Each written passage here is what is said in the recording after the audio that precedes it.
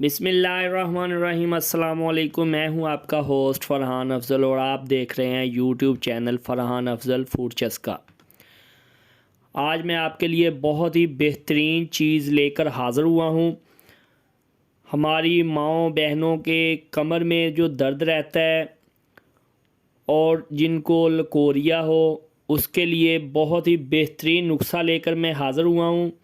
आजकल सर्दी है, सर्दी में ये बनाकर खाएं।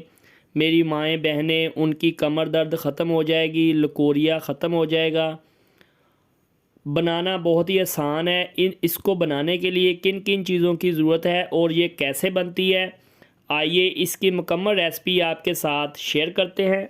बिस्मिल्लाहिर्रहमानिर्रहीम। सबसे पहले हमने 100 ग्राम फूल मखाना लिया है, 100 ग्राम कमरकस ली है, 100 ग्राम चारों गूंदें ली हैं और 100 ग्राम चारों मगज़ लिए हैं और 1 पाव बादाम लिए हैं। फूल मखाना, कमरकस और चारों गूंदें, इनको हम फ्राई पैन में थोड़ा सा ऑयल लेने के बाद उसमें फ्राई करेंगे। थोड़ा सा फ्राई करने के बाद इनको ग्राइंड करना है, उससे इनका जो पाउडर है वो अच्छा बनेगा। ये हमने एक पैन ले लिया है, इसमें 2 चम्मच ऑयल के ऐड करेंगे। अगर आपके पास देसी घी है, आप देसी घी भी इस्तेमाल कर सकते हो इसकी जगह।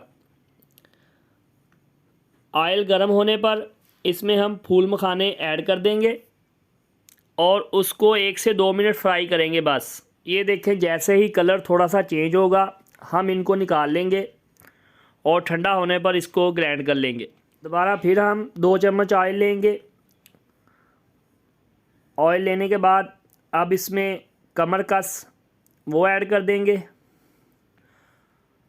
और इसको भी 1 से 2 मिनट फ्राई करेंगे और उसको फिर निकाल लेंगे। इसी तरह हम चारों गूंदें, उनको भी फ्राई करेंगे और निकाल लेंगे। अब हम इन सब को ग्राइंड कर लेंगे। फूल मखाने, कमरकस, चारों गूंदें और मगज़ और बादाम, इन चारों को हम बारी बारी ग्राइंड कर लेंगे। इस तरह ग्राइंड करने के बाद इसका पाउडर बन जाएगा। आपने जब भी इसको ग्राइंड करना है, पहले इसको फ्राई करना है, फिर इसका पाउडर बनाना है। ये देखें माशाल्लाह, फ्राई करने के बाद इसका पाउडर कितना बारीक बना है। इसी तरह हम बाकी सभी चीज़ों को ग्राइंड कर लेंगे बारी बारी।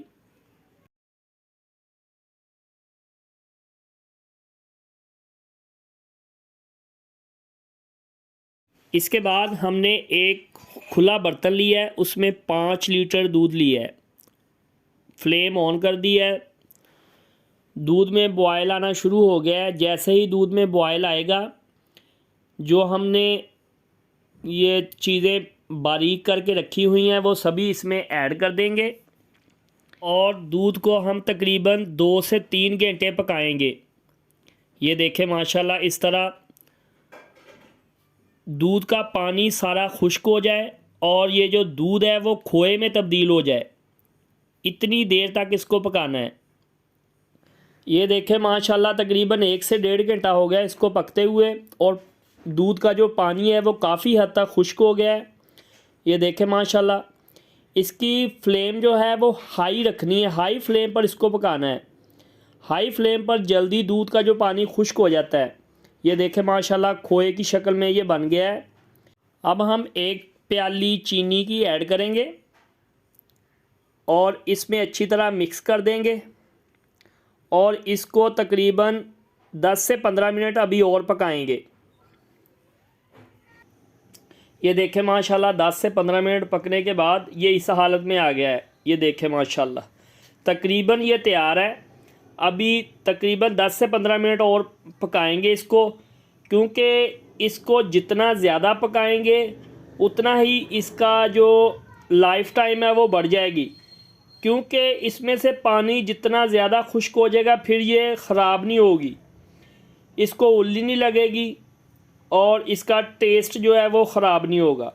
आपने ये चीज़ का ध्यान रखना है, इसका पानी मुकम्मल खुश्क करना है।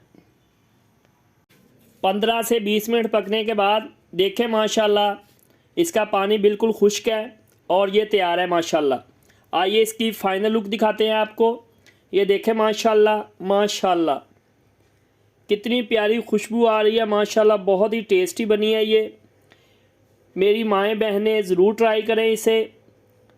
उनकी कमर दर्द लकोरिया बिल्कुल ठीक हो जाएगा इंशाल्लाह। जिसको मेरी रेसिपी पसंद आई हो लाइक और शेयर ज़रूर किया करो। सब्सक्राइब का बटन दबाकर बेल आइकन का बटन दबाया करो ताकि मेरे आने वाली वीडियो आप सबसे पहले देख सकें।